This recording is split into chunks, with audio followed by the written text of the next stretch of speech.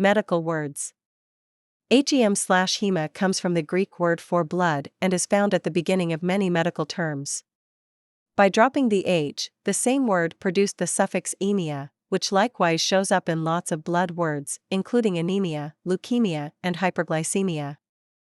Hemorrhage: 1. A large loss of blood from a blood vessel. 2. A rapid and uncontrollable loss or outflow. He arrived at the emergency room reporting headache, nausea, and drowsiness, and the doctor immediately suspected that he'd suffered a brain hemorrhage. A hemorrhage usually results from either a severe blow to the body or from medication being taken for something else. Though many hemorrhages aren't particularly serious, those that occur in the brain, cerebral hemorrhages, can be life-threatening. In older people, hemorrhages are often caused by blood-thinning medication taken to prevent heart attacks. A bruise, or hematoma, is a hemorrhage close enough to the surface of the skin to be visible. Hemorrhage is also a verb, which isn't always used to talk about actual blood. Thus, we may hear that a business is hemorrhaging money, or that the U.S. has been hemorrhaging industrial jobs for decades. Be careful when writing hemorrhage, it's not an easy word to spell. Hematology, the study of blood and blood-forming organs. Her specialty in hematology let her work with patients of all ages and types, since blood problems may affect almost anyone.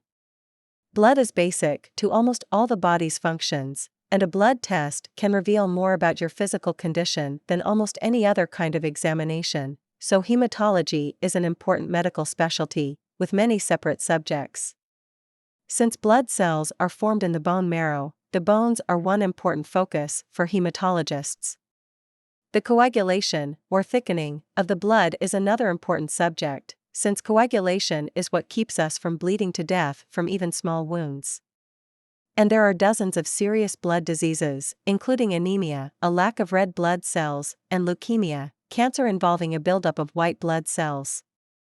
Hemophilia, a bleeding disorder caused by the blood's inability to coagulate. When he was a child, his hemophilia had kept him from joining the other kids in rough play at recess.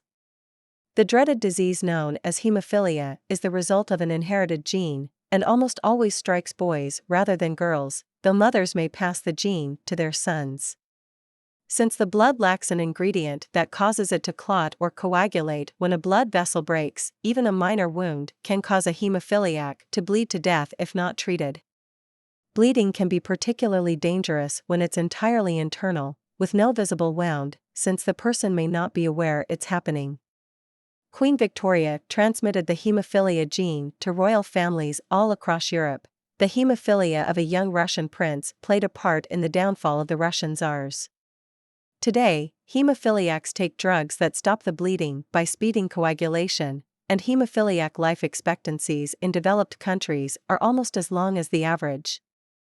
Hemoglobin, the element in blood that transports oxygen from the lungs to the body's tissues and transports carbon dioxide from the tissues back to the lungs. Her doctor had noticed her low hemoglobin count and was insisting that she include more iron-rich vegetables in her diet. When filled with oxygen, the hemoglobin in your blood is bright red. Returning to the lungs without its oxygen, it loses its brightness and becomes somewhat bluish. Hemoglobin levels can change from day to day, and may be affected by such factors as a lack of iron in the diet, a recent loss of blood, and being pregnant. When you give blood, a nurse first pricks your finger to test your hemoglobin level. A low hemoglobin count indicates anemia and may mean that you shouldn't give blood that day. Mild anemia is generally of little importance, but some types can be very serious. Itis, a suffix found in both Greek and Latin, means disease or inflammation. In appendicitis, your appendix is swollen and painful, and in tonsillitis, the same is true of your tonsils.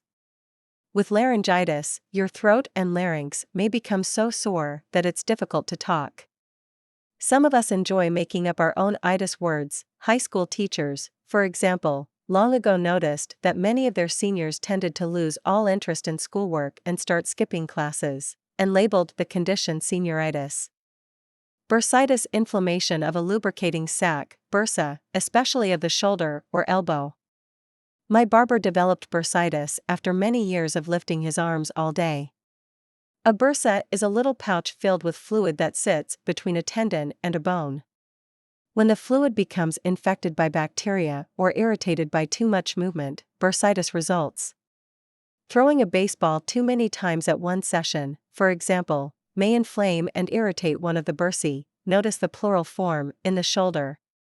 Bursitis in another part of the body may be known by a traditional name such as housemaid's knee, soldier's heel, or tennis elbow. Bursitis generally goes away after a few weeks of resting the affected area, and the pain can be treated with ice packs and aspirin. Hepatitis inflammation of the liver. His skin now had a yellowish tinge, as did the whites of his eyes, and his doctor immediately recognized the signs of advanced hepatitis. The liver, the body's largest gland, performs many important tasks, but is also vulnerable to many illnesses. At least 5 types of hepatitis, labeled with the letters A, E, are caused by viruses. The most common are hepatitis A, acquired through contaminated food and water, hepatitis B, which usually travels via sexual activity or shared needles, and hepatitis C, generally passed through shared needles. Some other types, including alcoholic hepatitis, caused by drinking too much alcohol, aren't infectious. There are vaccines for types A and B, and drug treatments for A, B, and C, though the drugs aren't always effective. Bronchitis, inflammation of the bronchial tubes. Before the smoking ban went into effect, 3 flight attendants had sued the airline, claiming secondhand smoke was to blame for their bronchitis. The bronchial tubes carry air into the tiny branches and smaller cells of the lungs. In bronchitis, the tubes become sore and you develop a deep cough.